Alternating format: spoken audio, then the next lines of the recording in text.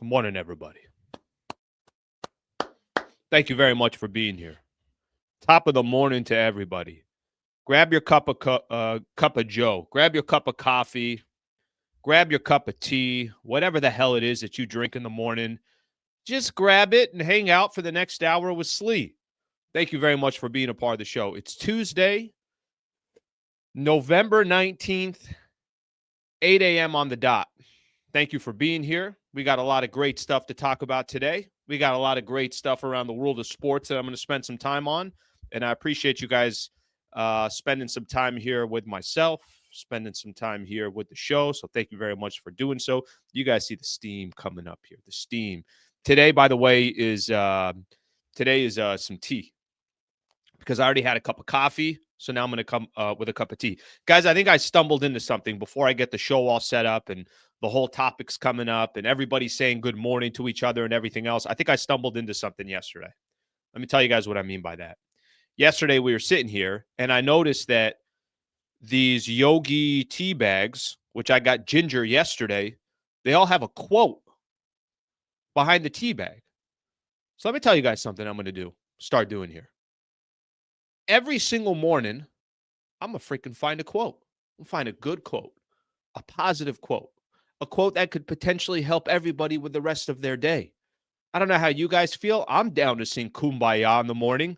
Today's quote, this is coming off the tea bag. They're not always going to be off the tea bag, but right now, I'm just basically copying what's on the tea bag here. Here's a quote for this morning. Let the opportunities come to you. Let the opportunities come to you. That's our quote of the day. That's our quote of the morning here. Hopefully everybody's doing great. Thank you so much for hanging out. We got a busy, busy day today. Let me tell you guys a little bit about the day. I like this already. Buddha Sliwa. That's not bad. That's actually not bad right there. Let me tell everybody what we got going on for today. And then I'm going to kind of give you guys a preview of the show, and then we'll get started. I got my tea right here. The steam is kind of absurd. I got to be honest with you. The steam is absurd. Okay, so here's what we got going on today. Today's a busy day because we're going to do our show. We're going to go till 9 a.m. I got some really good topics that I want to get into with everybody. And then tonight we got a Lakers game. So Lakers taking on the Utah Jazz, a chance to really do some damage and kind of start the season off. By the time tonight's all said and done, Lakers could be 10-4. You got to take a quick little peek at the standings there. I know it's early in the season, but some good things look like they're happening right now with the Lakers, certainly winning some games that they should be winning.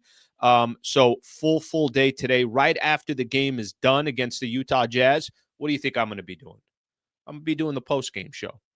I'm going to have you guys ready to go. We'll grab some interviews while they're live, courtesy of Spectrum Sportsnet. We'll give our thoughts on the game and certainly get your guys' comments as well. So please subscribe to the channel. What did we pass yesterday? We're at 26.4. Look at us moving. There's a way to get involved. If you're feeling the vibe of this channel and you're feeling the vibe of this show, here's how you get involved. Just subscribe to the channel. For now, that's all I ask. I would greatly appreciate that. Okay, here's what we got on the show today. Juan Soto is supposedly meeting with the Los Angeles Dodgers today. So I'm going to read some of the details there, and then I'm going to get into just my thoughts about that. And I'm going to go back a little bit. I asked Dodger fans what they thought of potentially signing Juan Soto, and a lot of them were very negative about it. They didn't want to see it. So we'll spend a little time on that. Lakers, I mentioned, do host the Jazz. There was New York Times did this tiers. They put all these NBA teams in tiers, and the Lakers, I'll kind of reveal to you where they had them as far as tiers. Tier 1, Tier 2, Tier 3, that whole thing. See where the Lakers are on that front. I was looking at this today too, and we'll do this as well.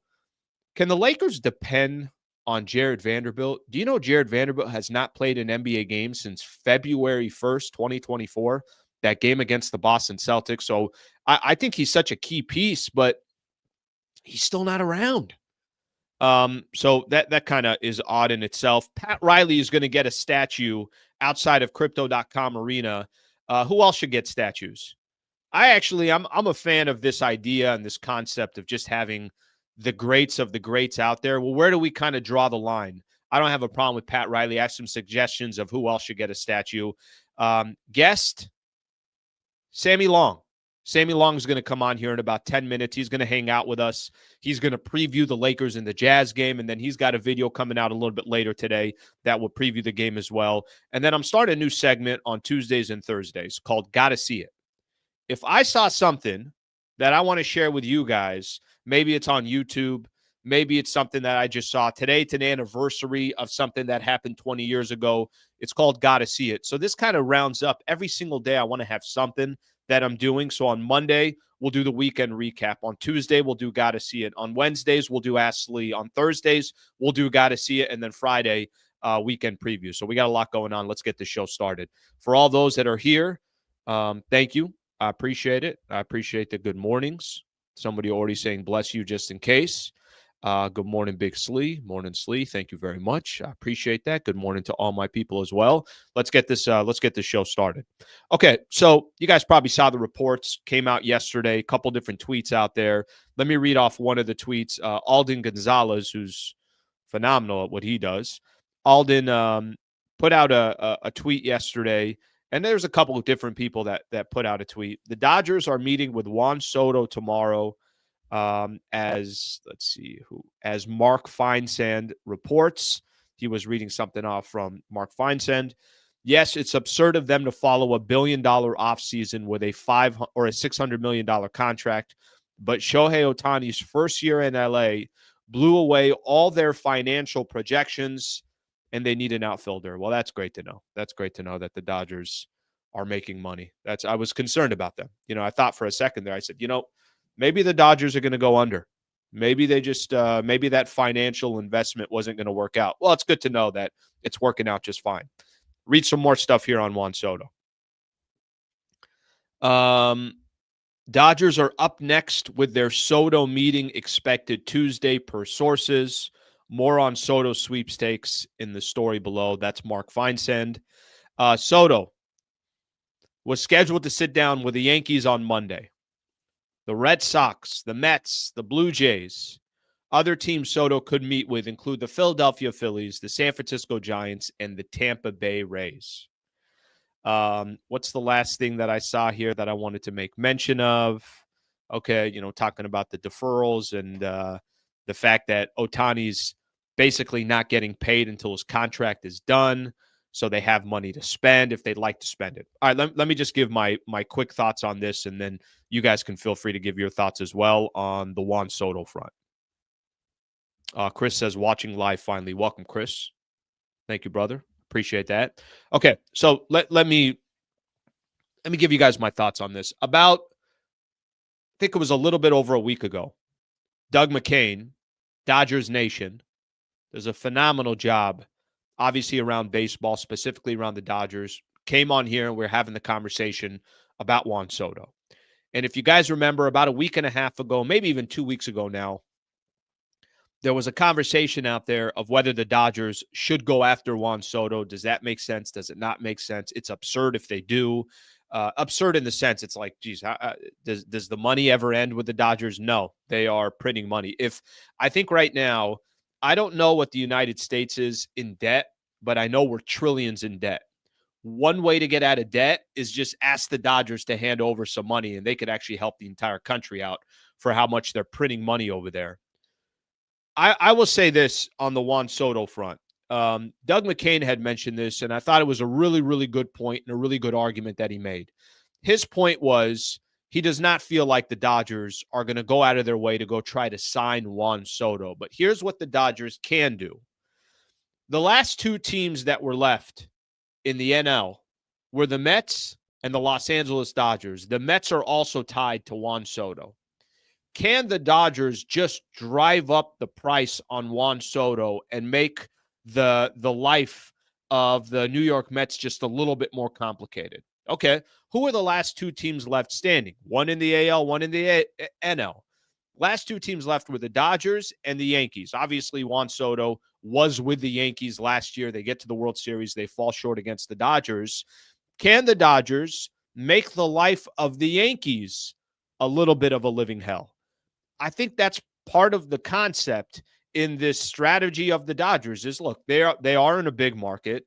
I wouldn't even be surprised or shocked that they make some type of a deal, but it's not going to be for 13 years. What the Dodgers are more accustomed to doing, and I think what they'd be more comfortable with doing, is can they offer him 6 years, but a really, really high amount per year that the amount per year might be more than what other teams are offering, but they're not going to offer him 12 years or 13 years or something along those lines. I don't think the Dodgers are going to go that extreme. I don't think the Dodgers are going to go that long term. That's my opinion. But I think they can be a headache for teams like the Mets or teams like the Yankees. And you know what?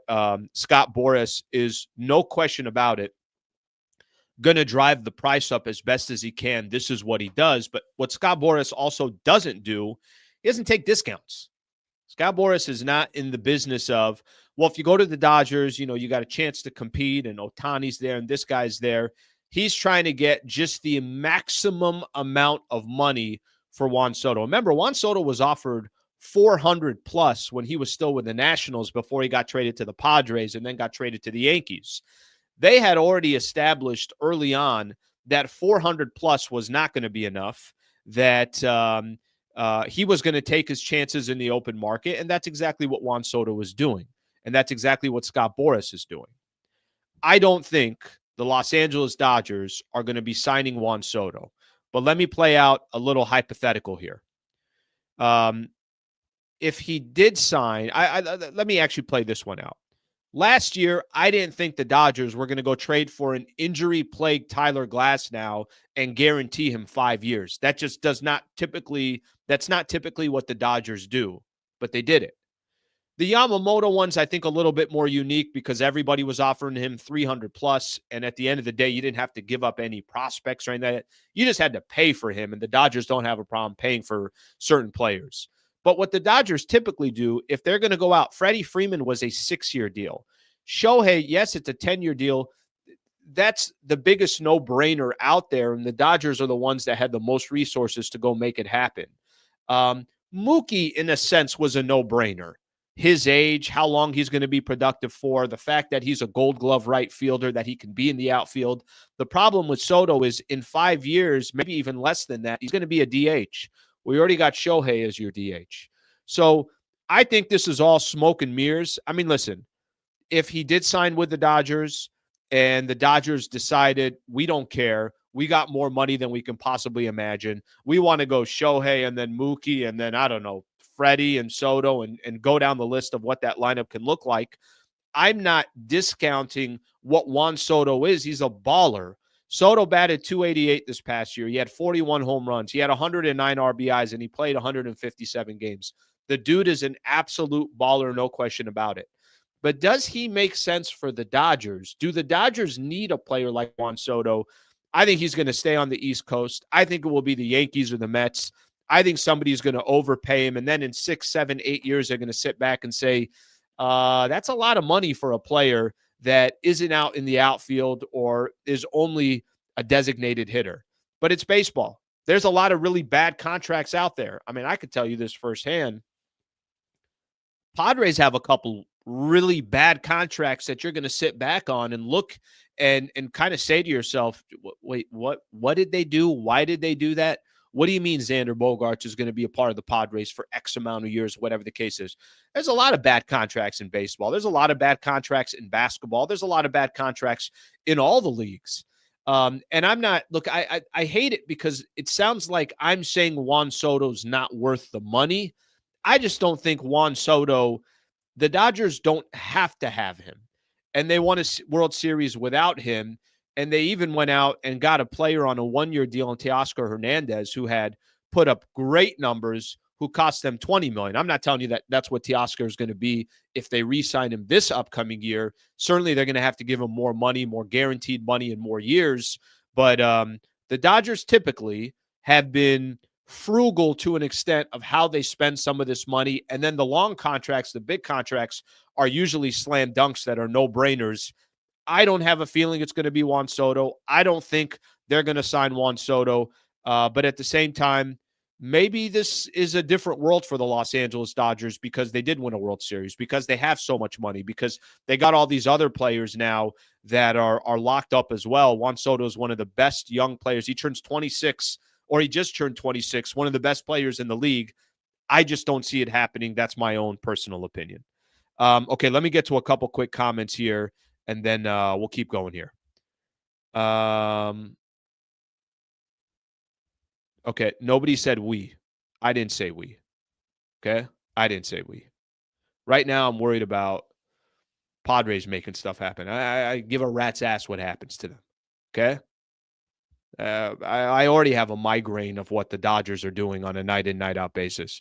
Okay, let me see what we got here. Dodgers can this was one of the things as well when he was in San Diego. Everybody, I think a lot of the conversation was that this guy doesn't want to be on the West Coast. He wants to be on the East Coast, which is exactly what he ended up doing. Soto will sign with the Dodgers and ain't nobody getting a pay cut. I'm telling you that right now. Nobody's getting a pay cut. You don't know Scott Boras if you think this guy's getting a pay cut. All right. Let's see what else we got here.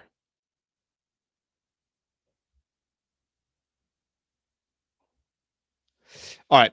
That's a good amount right there. I just wanted to throw that in. I saw that news yesterday, and I know that's been a conversation. Will continue to be a conversation.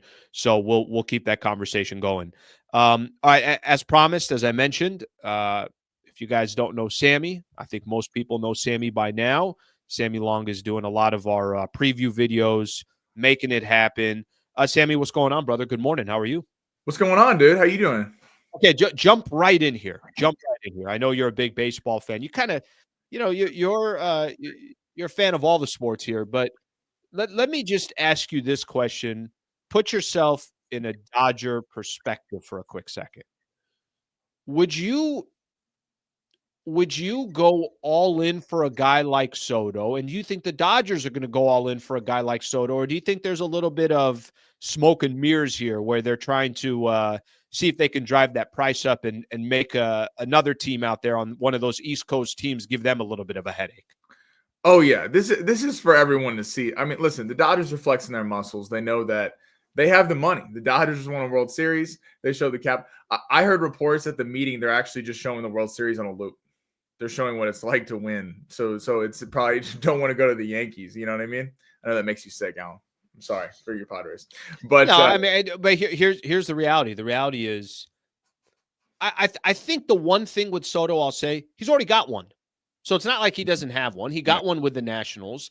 I think this is all about the payday. He's going to eventually play. If he plays for the Mets or the Yankees, it's not like those teams were trash last year. They were really good teams. I don't think he's going to go to a bad team to get money. I still think he can go to a good team and get paid. Yeah, I mean, he's going to get a crazy contract. I do think it's more of a luxury for the Dodgers. I mean, the Dodgers should meet with him. I mean, he's one of the best players in baseball. So why, if he wants to sit down and have a meeting with you, why would you not take a meeting with him?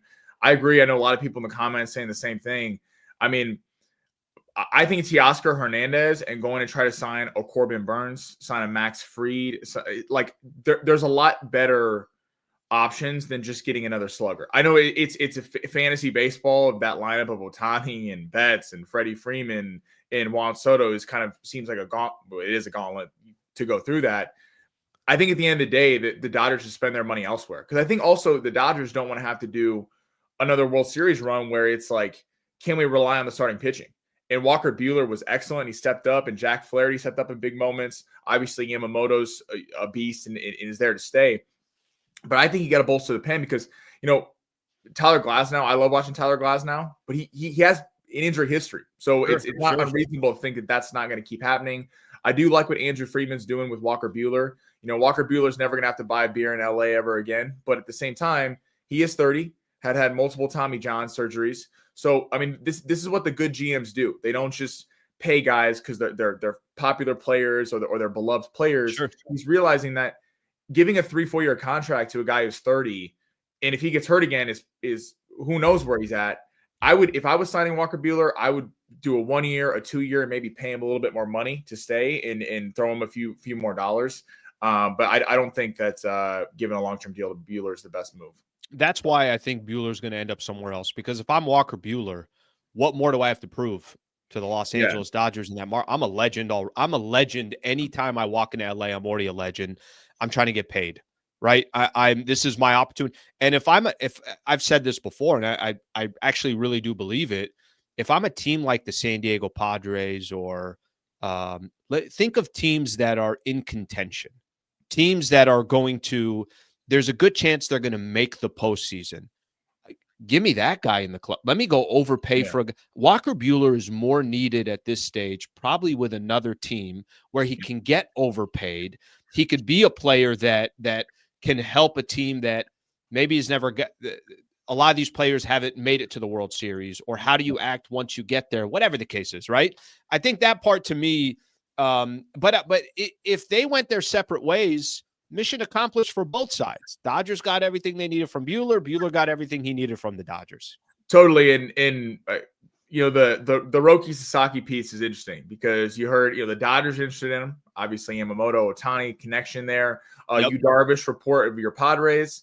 Yu Darvish came out saying he really, you know, wants to, you know, Yu Darvish is a great pitcher too.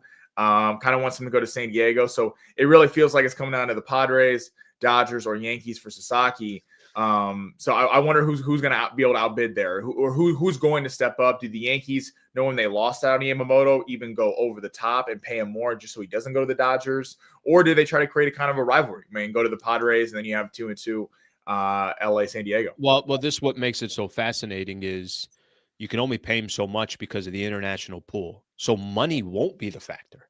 So now it's going to come down to a guy like Roki Sasaki. Is it going to be, hey, I want to just have my own market and my own team. There's already enough attention in LA. Shohei's already there. Yamamoto's already there. Or is it, you're basically bringing the 3 best players from Japan. You're putting them all on the same team. And literally it's going to be the Los Angeles Dodgers / the Tokyo Dodgers. And you just build from there. So that'll be fascinating to see. Okay. I'm going to switch gears here, and some of these comments I'll get to in just a little bit. Sammy, you're rocking, looks like a little Lakers sweater right there. Lakers. I had a rep for NBA Cup today. NBA. Oh, here we go. Is that today? I'm so confused when these games are on. The NBA Cup is on. Could I say something? I don't even mind the NBA Cup. I really don't. Like I like the idea and the concept of, well, what does it matter? I mean, these are just regular season games anyways. They count as regular season games. So okay, change the court a little bit, have a little group play, some standings. I don't mind it at all.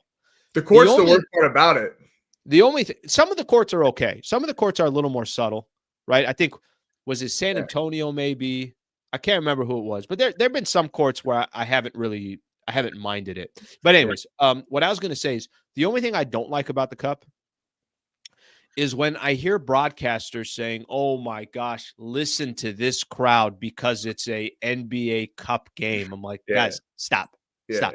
When they're saying, look how much harder the players are playing because it's a cup. I'm like, 60% of these guys walked into the gym and had no idea it was a cup game. Stop trying to oversell it. Please trying to stop trying to oversell it. Yeah. Okay, so give us, I know a little bit later, we're going to have your preview video out. So Lakers got the Jazz. Talk to us. So give me kind of a little bit information about Utah. It's a game on paper. Of course, the Lakers should win, but what are you expecting tonight? So no Walker Kessler. So the Lakers definitely get a huge break there. The Jazz are going to be a very interesting team at the deadline, I think, because Markkanen and Walker Kessler teams have been calling about. We all know that Golden State was reportedly really trying to get Lauri Markkanen in the offseason. I think with the 3-10 record, these talks are only going to heat up. The teams are really going to be calling the Jazz. The Jazz are 3-10, but you look at their roster, I mean, they actually have a lot of good young players. John Collins, a really nice player. Obviously, Lauri Markkanen. Kyle Filipowski out of Duke. He's been great. He had 13 points the other night. Colin Sexton, Keontae George, and then Jordan Clarkson. Jordan Clarkson is one of my favorite non-Lakers. I still got a Jordan Clarkson jersey from back in the day. It's such a shame because that is exactly what the Lakers need. The Lakers could add like a Jordan Clarkson to pair with D'Lo on the bench and really kind of juice the bench a little bit. So the Jazz are good. I expect them to come out and play. Again, the Lakers should win this game. This is a game the Lakers should win. They're better. There was a report this week about D'Angelo Russell on, if you saw it, Slee, about they're actually less confident to trade him now. Like they kind of him accepting his new role, coming off the bench and kind of having virtually the same stats, still averaging about 12 points a game when he's starting versus coming off the bench. Apparently, they're looking more for Gabe Vincent to move. I don't know how much value Gabe Vincent has in trade right now, considering he's averaging 3 points per game over 18 minutes. But it's cool to see D'Lo kind of, accepting his role and realizing like, hey, I can be an elite scorer off the bench. I think he's going to have to match Clarkson tonight. Okay, two things here. I'll do the last part that you said, the report about Lakers probably won't trade D'Angelo Russell because of his role. I don't believe that at all. I genuinely don't believe that. I think that is a very, well, maybe if we tell the public, maybe if we tell them we're not that interested, maybe they'll be more interested. Lakers have been trying to trade D'Angelo Russell since he got traded to the Lakers a year and a half ago, whatever the case is. So I don't believe that at all. I genuinely don't. I think the other piece that's interesting, Utah, you're right. You look at the Jazz, you look at them less about the type of team that they are in the NBA. You pay less attention to their 3-10, any of that stuff. The only way I look at the Utah Jazz on a night in, night out basis, teams like the Blazers, teams like the Jazz, teams like Toronto, teams like Washington, who's selling? Who's going to be selling? And Utah seems like one of those teams that have, listen, Lauri Markkanen's been part of the conversation. Now, I don't think he get traded this year because he signed that contract. So I think you got to wait till next offseason. Walker Kessler, we've heard his name come up. These types of teams are trying to stack up with their draft picks. I was talking to a buddy of mine last night. We're talking a little Lakers. And I was mentioning to him, I said to him that if the pressure continues, the Lakers continue to kind of build this, hey, we're in the thick here. We're right in the mix here. We're top 5 in the West, top 4 in the West. There's going to be more and more pressure on the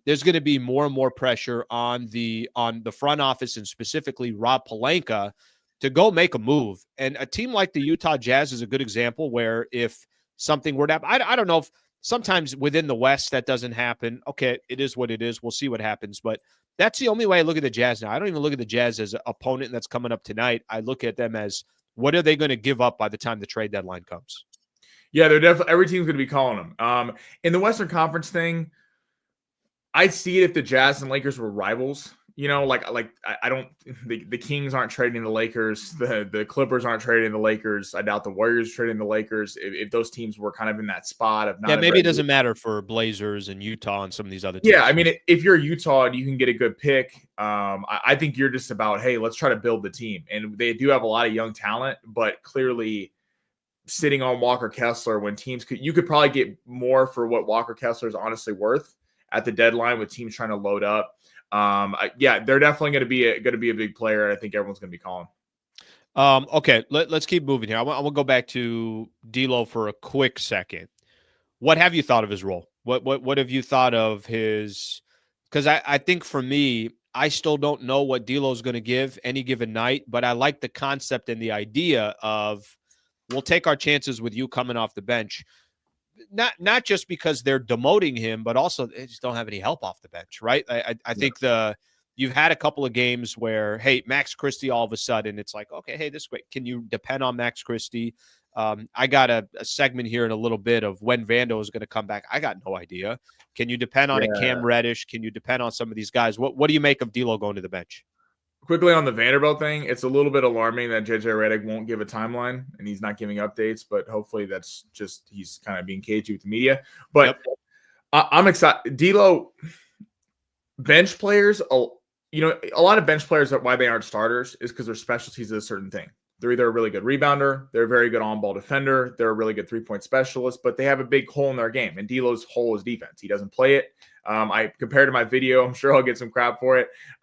He's like a poor man's Luka Doncic, and Luka Doncic can afford to not play defense because he scores 35 every night. So if he doesn't want to play defense, like, all right, well, someone else got to play defense for him. D'Lo's not consistent enough to be playing like that and not playing defense. D'Lo can score with anyone. That's why I think off the bench, he's not having to guard elite other opposing point guards and shooting guards. He's just worrying about about scoring. He doesn't just share with LeBron, Anthony Davis, and Austin Reeves. He's not fighting for touches. It's always seemed like it's been in that starting lineup. It's been obviously LeBron, AD, and then it's Reeves some nights, and then it's D'Lo, and then every once in a while Rui will kind of be the third option. So I love it that he doesn't have to fight with anything. Clearly, as of right now, Gabe Vincent is not stepping up. Max Christie, I thought was coming out of his shell a little bit on Friday against the Spurs. Then only had 2 points on Saturday, so I hope he keeps kind of getting better. But if Knecht is scoring like that and D'Lo scoring like that off the bench, that's a too lethal punch that provides off the bench. Yeah, I think I'll use Christie as an example. That dude's just got to start building some confidence. So I'm okay with him. Just have something, just because he's got nothing so far this year. I did a portion yesterday of the show on JJ Redick and just kind of talking about what I thought so far. How do you feel about JJ so far? Has he, whatever your expectations were coming into the season, which really tough to have expectations when the guy has literally never coached a game in his life at any level, no college, no NBA. But tell me some of the things that you've liked so far. If you got some concerns, what would be some of your concerns?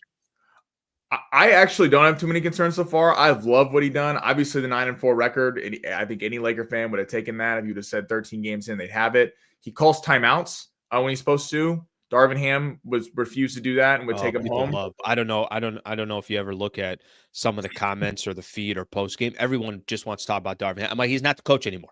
Guys, we don't have to keep going to Darvin Ham. I understand the anger because it's most of the same group, and you see what the Lakers could have been the last 2 years, and it's like, how many leads did the Lakers have last year where they were up 20 and he just let them go? JJ Redick is calling timeouts, losing his mind, breaking clipboards. I mean, like, people are interested in the huddle. I love that he's pretty honest with the media. When D'Lo was struggling, he's like, I didn't see effort after that Memphis game where it was a really rough outing. Rui didn't play. Anthony Davis didn't play. He was honest with the media and said, he's not playing. He was honest with the media about Max Christie. He was talking about, he needs some time to kind of reset. And he doesn't really BS anyone, and I love it. I love that it's pretty transparent. And I'm with you on that. I just like that as a head coach. I feel like, not to go back to Darvin Ham, but it was very like, I love that JJ Redick feels like us fans, where when they lose a game, he's pissed off. And it's like a thing where I would lose my mind when Darvin Ham would go to the presser and it'd be like, I mean, he literally said, he's like, I don't understand. We lost 4 games in a row. Everyone can calm down. I mean, like, he said that, like, I can't to the media. Here's the thing. Here's the thing I'll say. And I think Darvin Ham, the more he was the coach of the Lakers, he was certainly getting exposed of his strengths and his weaknesses. And I think JJ, to me, has a much more, I don't know if common sense is the right way to put it, but he's got a common sense approach of, I'm trying to win today's game. I don't give a rat's ass what's going on tomorrow. I don't care if I hurt your feelings in the process. And maybe behind the scenes, he has conversations with these guys to round the edges and smooth it out a little bit. But Darvin would do things where it felt like, if I know you shouldn't do that and I'm not a head coach, that's not a good sign. Totally. So I think there is a little bit of a start to, JJ's career as the head coach where you should be encouraged, you should feel good about. And maybe there's just so much scar tissue from the Darvin Ham side of things why people keep bringing him up. But I swear, Darvin Ham gets mentioned more than Gabe Vincent on my shows. I understand. I get it. I'm also impressed. I think another thing is how he's commanded the team. Obviously, I'm not in, huddles, not in timeouts, not in practice, but I mean, he played with Jackson Hayes. He played with some of these guys. So it's not like, that's what I was most worried about when he got hired. Not that he didn't know basketball, couldn't coach. It was, are these guys going to respect him? And is he going to be able to lay down the law? And when he put D'Lo on the bench, I was like, oh no, here we go. In the sense of not that I didn't like the decision, but now D'Lo's going to be like, I'm out, trade me. I'm not really giving effort most nights, and you're starting to see division within the club. And it hasn't happened. I mean, D'Lo's bought it. Whatever he's saying to these guys, they rave about him. Reeves, Rui, all of them. So it's cool that he's commanding that respect, and he's not some old head coach that like a Mike Budenholzer for Phoenix. He's clearly respected by them, maybe more than I like Frank Vogel, but maybe a little bit more than Frank Vogel was clearly what they needed. Well, I think the reason why D'Lo also didn't say anything is because he's got no leverage. He really does. It's the final year of his contract. It's not like D'Lo's locked into a 3-year deal. It's JJ Redick's first year coaching the Los Angeles Lakers. I've said this a couple times. He's got the autonomy to do whatever the hell he wants because he's going to be here longer than 90% of the players that are on this roster. He is. Yeah. You know, if at minimum he's here for 2 years, which I swear if the Lakers go through another coach after just 2 years, it's just such a problem from the front office perspective. But let's say he's here for 3 years. Gabe Vincent contract's done. Rui's contract's done. LeBron contract is done. D'Lo's contract. Go down the list. There's only so many players. He could kind of do whatever the hell he wants. Okay. Lot of Laker fans, obviously, for many reasons, are excited about what Dalton Knecht's been able to do to start off this year, specifically these last couple of weeks.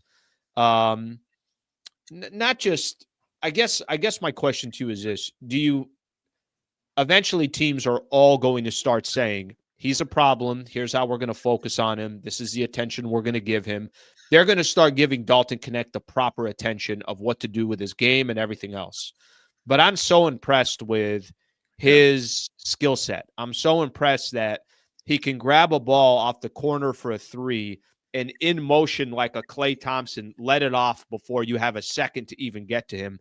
But I'm also impressed that he's able to get to the basket. He's able to be aggressive. He can hit a 12-footer. He can hit a 25-footer. Are we sitting here in a month talking about how Dalton Knecht is kind of back down to earth, or is this what we've been seeing? Do you think more of what Dalton Knecht is for the Lakers? I expect it to continue. And I talked about this in my preview video. He's 5th in Rookie of the Year odds right now. He's shooting up the charts. And this whole narrative of NBA draft, I think you're seeing with Jaime Jaquez and Knecht now, I think you're going to see a change in how teams look at the NBA draft. We got in this mode of every NBA GM. It's like, we're going to take an 18, 19-year-old kid who's super young, maybe barely played in college, played 1 season, but they have the intangibles. They impress in the combine. People fall in love with themselves at the combine. They go, oh, his vert's this. Well, what did they do on the court? And the Lakers saw firsthand, Jalen Hood-Schifino was taken because he had intangibles. You looked at Jalen Hood-Schifino, you go, wow, he could be really good. Well, we haven't seen anything from Jalen Hood-Schifino. And Jaime Jaquez was taken right behind him. And Jaime Jaquez, even though everyone wanted to go, he's older, he didn't really do, at UCLA, it was Juzang, and then it was other guys. He wasn't really him, except all he did was win and play in big games, playing Final Four games, and then was able to come in and play immediately. And that's exactly what Knecht did. Knecht played 4 years in the tournament, dropped 39 points against Purdue and Zach Edey. He's just ready to play in this narrative of, oh, he's old, he's 22, and he doesn't play defense. Half the NBA does play defense. I don't understand why you wouldn't draft a guy because of that. He's certainly ready. And I love that AD and LeBron are making a constant effort in their post-game quotes to get him the ball. Even in a week and a half ago when he was struggling and he couldn't hit anything, they kept getting him the ball. They kept getting the ball Friday night, Saturday night. LeBron had a quote of something like, we just need to get the hell out of the way when he's hitting like that. We all know LeBron, when he has three-point shooters, is lethal. And I expect it to continue, especially with JJ Redick, a head coach, knowing that he was a great shooter. Yeah, I think so. A couple things from that. I think first off, on the Knecht piece, it seems like to me, the more comfortable he gets, the more he's in the league, the better he's going to get. And I don't see this kind of slowing down. Is he going to have nights where, he went 2 of 8 from the 3-point line? Sure, that's going to happen. But the big difference for me is the Lakers don't have a player like that. So this is going to work to his advantage because they almost have no choice. JJ almost has no choice but to say, Knecht, I don't have somebody that's got your skill set. I don't have somebody that's sitting on the bench that's a sniper like you are. I don't have somebody else out. You're kind of plan A and plan B when it comes to that skill set. So he's going to get, he's certainly going to get those opportunities for that. The last thing that, you mentioned about how it's going to kind of change the draft of drafting some of these guys that played in college for 3 years, 4 years, whatever the case is. I think where there's most value, teams like the Utah Jazz, the Portland Trailblazers, the Wizards, teams that are lottery picks, they want that 19-year-old and they're hoping to hit a grand slam. And I get it. Go hit a home run if you can get it, or you're going to screw up and that player doesn't, pan out to be an all-star.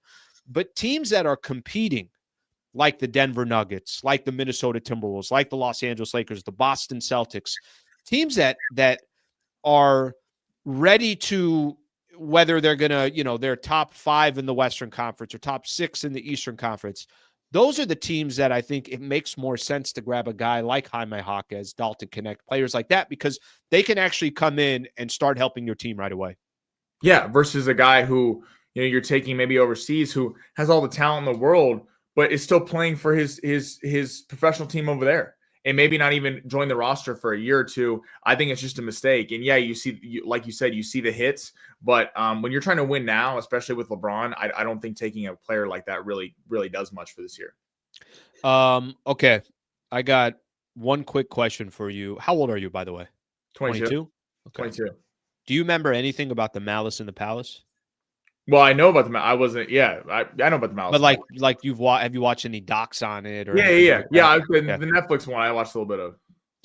Today's the 20-year anniversary of the Malice in the Palace, and it's funny. Okay, I don't know when like you trying to comprehend what happened when you're watching it, right? You go back and you look at it. Mm-hmm. Think about today's NBA if something like that happened. And I know we've had stupid things happen. I know, we've had this. That literally was like the game changer of all game changers when it came to, we get a couple more security guards out there. Yeah. Why don't we make sure that we stop? Maybe. Yeah, that might be a good idea. But today's a 20-year anniversary. So I saw that earlier today. And then I was trying to do the math here. I'm like, yeah, Sammy 1000%. I hope has a little bit of knowledge of it, but you are right. There was a doc. It was you're right. I think it was on Netflix, and Untold, Malice in the Palace. And it told a story from Jermaine O'Neal's perspective, Miller's perspective, Meta World Peace, Ron Artest at the time's perspective. It's a cool doc. Very, very cool doc. So I'm going to talk about that here in just a second. Okay, Sam, I got one more thing for you, and then I'm going to let you go. Real quick, I just want one thing. USC, I know you're a big college football fan as well. Can you help me understand what exactly happened over the weekend? Because I know they had a 5-star decommit, but they had a 4-star commit, someone from, I want to say, Corona. I know USC is in an interesting spot here. I mean, who knows? Maybe they win their final 2 games. They beat UCLA, they beat Notre Dame, and they save face a little bit before the season ends, or they lose against UCLA and Notre Dame. They don't save face at all and don't even make a bowl game. What did Saturday mean for USC? What explain to me what exactly the perception is of SC? You got one guy decommitting and one guy committing. So Julian Lewis was the 5-star commit. Everyone was trying to get him. He'd been committed for SC for a long time, but everyone knew he was taking visits with Colorado. Took a visit with Georgia, I believe. He was like, no, I'm committed to SC, but he kept taking visits everywhere. I'm committed. I'm just going to go on a couple dates here. I'm on exactly. I'm on a couple. No. Well, listen, we're getting married. Yeah, we're getting married. I just want you to know I'm on a couple dating websites, but it's no big deal. Hey, it's not about you. It's about me. Okay. Yep. For my mental health. Yeah, exactly. For mental. So it always figured that SC was going to lose him, especially after the rough season SC's been having. Then you get Longstreet, who's on Longstreet, was going to A&M. Corona kid. He's one spot below. He's the 6th ranked quarterback, and Julian Lewis was the 5th overall quarterback. So getting a big time player, and it's cool that Lincoln Riley was able to keep him in the backyard, because that's been a problem for SC for years before. They're losing the SoCal kids. Right. I mean, before Riley got there, Ohio State would come in, Alabama would come in, Georgia, and then it was like, all right, well, SC gets the second pickings, and that should not be happening at USC. USC should be getting the first of any Los Angeles kid, San Diego kid, anything like that. They should be getting the first pick, and then can go in and recruit elsewhere. So getting Longstreet back, that was great. And this is why people say fire Lincoln Riley. Lincoln Riley, like, that doesn't happen. Like, you don't get Longstreet if Lincoln Riley's not there.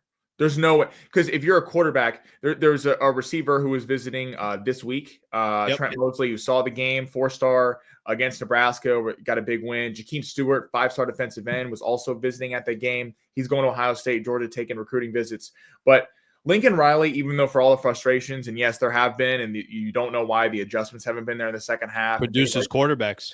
He produces quarterback. So if you're a quarterback or receiver, you want to come play at USC because he had, Baker Mayfield and Kyler Murray, Jalen Hurts. I mean, he just produced them. He knows how to. It's a very quarterback friendly offense. So it was a big win last week. Deshaun Foster for UCLA is already talking. He already has a quote about how if you're smart, the smarter ones usually come over here, talking about UCLA. So I like it. I can't wait for Saturday night. Hopefully, if SC could win, this is being, I'm a big SC fan, so I don't want to get. If SC could win UCLA and you at least put up a fight against Notre Dame or could beat Notre Dame, I think there'd be a lot of discussion about momentum.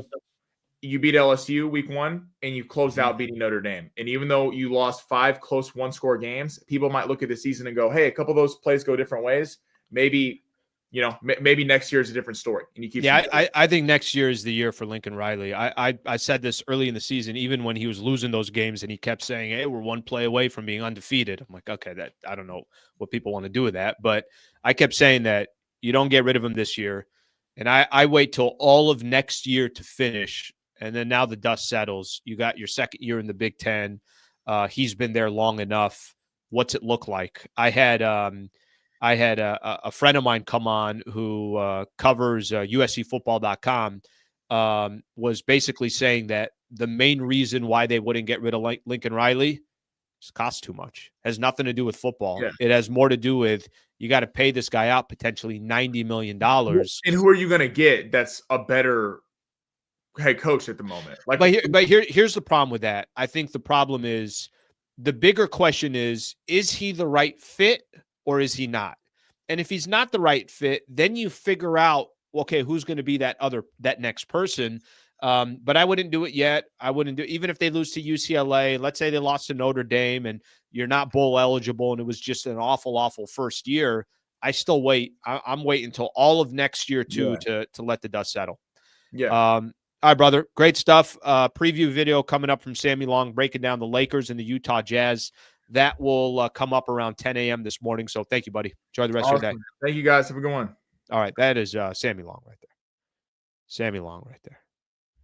Good work on Sammy. Good work. Guy knows what he's doing. Sometimes makes me look bad. I'm like, all right, get off the page here. You know a little bit too much. Know all this stuff about SC. Relax. Guys talking about got this commit and that commit. Okay, can I have a second here? All right, let's keep going here on the show. Sammy's a good kid. I agree with you. Okay, so I had some comments here. Let me read a couple of these comments that I starred while Sammy was going on, and let's see what we got here. A couple of the ones that I saw here. No on Soto. We need to juice up the pen and sign Teoscar Hernandez. Here's another one here from Hawkman. I think if Buehler stays with the Dodgers, he may not have to work as hard as they try to prolong his career. If he does go to another team, they'll overwork him and his career will be shortened. I think Buehler's trying to get paid. I think Buehler, if he can get a contract, by the way, maybe the Dodgers are the ones that pay him, but I think his number one priority at this stage of his career, I'm assuming, is I need to get paid too. Nando 390. I got banned off of Ben and Woods. My comments didn't even come up anymore. You're welcome here, brother. You're welcome here. I actually saw Ben and Woods is a morning show out here in San Diego. I saw Woods yesterday at the SDSU game. I'll talk about that in just a second. Slee, can you get 10 off the bench? My brother, I get I'm about 12 and a half a night. I'm 12 and a half a night with 3 rebounds and 11 turnovers. 12 and a half, 3 rebounds, 11 turnovers. Those are my stats right there. Okay, let's keep it going here. I had let me see what I had here. By the way, I want more of that. I want more of the San Diego people chiming in here. I like that. You know what I mean? And maybe we get both sides here. That's what I like to hear. Fair and balanced, as I like to call it. Sammy is very enthusiastic and knowledgeable. He's very good at what he does. And he's super young, only 22 years old. So the guy's getting some good reps in. He's making stuff happen. Okay, did you guys see this news? I thought this was cool news. I saw this yesterday. The Lakers, to honor Pat Riley, with a statue outside of Crypto.com Arena. Here's what I want to ask Laker fans here real quick. 2 questions I want to ask Laker fans. Number one, no, it's probably just one question. I don't think anybody really has an issue with Pat Riley getting a statue. I love this idea and this concept that crypto is basically becoming, hey, if you come out here to a game, and you guys got to understand something about the Laker brand. Clippers are not there anymore, so now it's just Lakers and the Kings, so they could really kind of just outfit this place exactly how they want to, which I don't think that was ever stopping them before. But how cool is this? You're somebody that came international to watch the Los Angeles Lakers play. You came from a different state. Maybe you're just in Los Angeles for something else, and you go to crypto, and you're like, hey, can we go stop by Crypto.com Arena? Because I want to see Kobe's statue and Magic statue and Kareem statue and Wayne Gretzky and go down the list of, some of the different greats that are out there.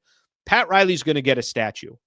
What Laker players or coaches or people within the organization would you like to see also get a statue? Because in my opinion, if Pat Riley is getting a statue outside of Crypto.com Arena, well, now there's more people now that you got to get involved in this that have an association with the Lakers franchise.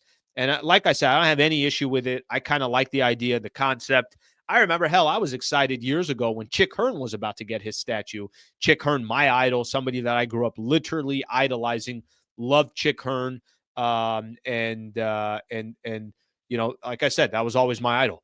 But I say that because now that Pat Riley is getting won 4 championships with the Los Angeles Lakers, was part of one of the foundational pieces of the Showtime era, what other player or coach or anything else would you like to see outside of Crypto.com Arena? I got one that, and I don't know what the reasoning is. I don't know why he doesn't have one out there yet. He should have been one of the first ones to have his statue outside of Crypto.com Arena. And I genuinely don't know why. I don't know if this is maybe it's a family thing. Maybe they don't want. I have no idea.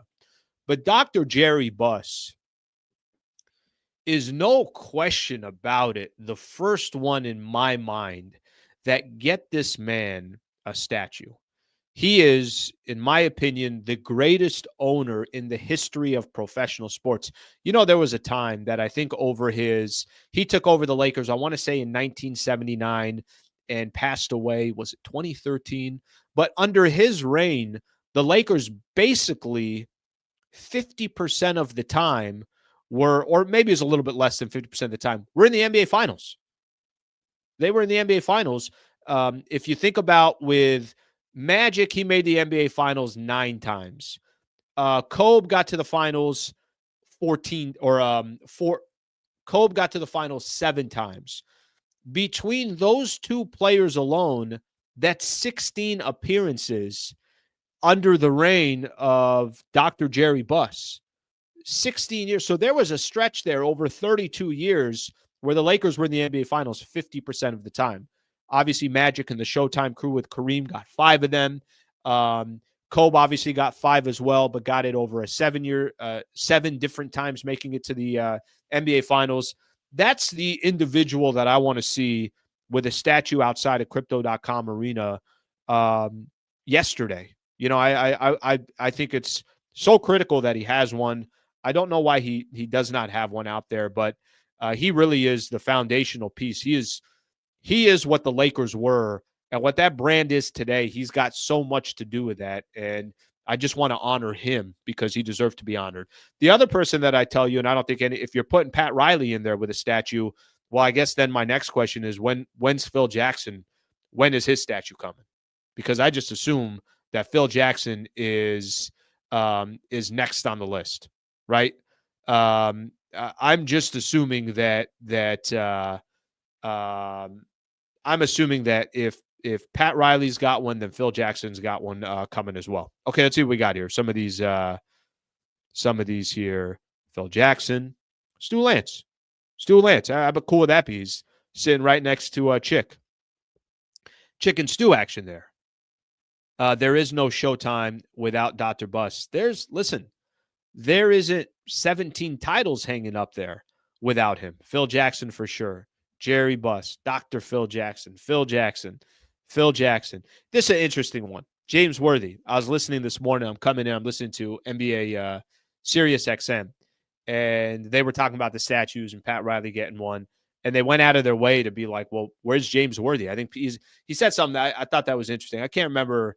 Scalabrini does a show. I'm forgetting the guy's name that he does the show with off the top of my head. But anyways, long story short, he was saying that, here's James Worthy, one of the greatest to ever play the game, was on a team at North Carolina with Michael Jordan. So obviously Michael Jordan, you remember the North Carolina teams because of Michael Jordan.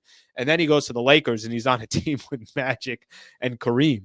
So this guy probably got forgotten, got overlooked, whatever the case is. But, James Worthy is I got no issues if James Worthy's getting one. So are you going, if you're going James Worthy, do you go as far as Powell?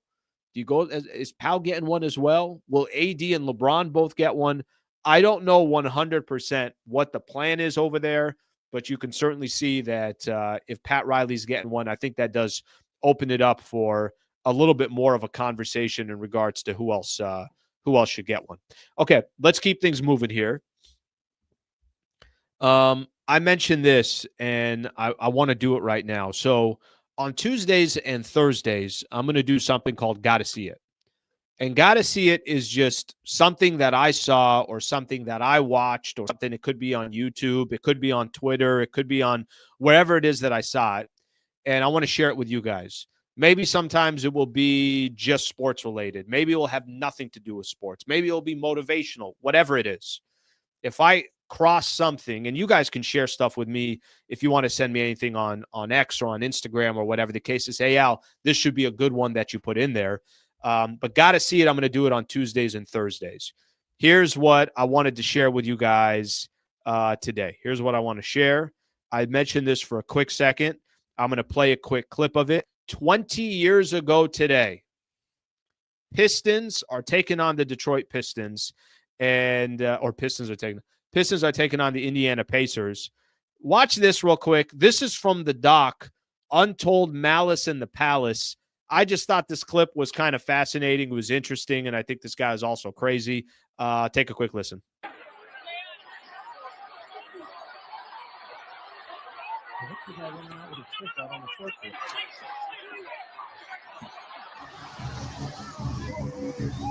I didn't see him coming at all. Sucker punched me. Quite a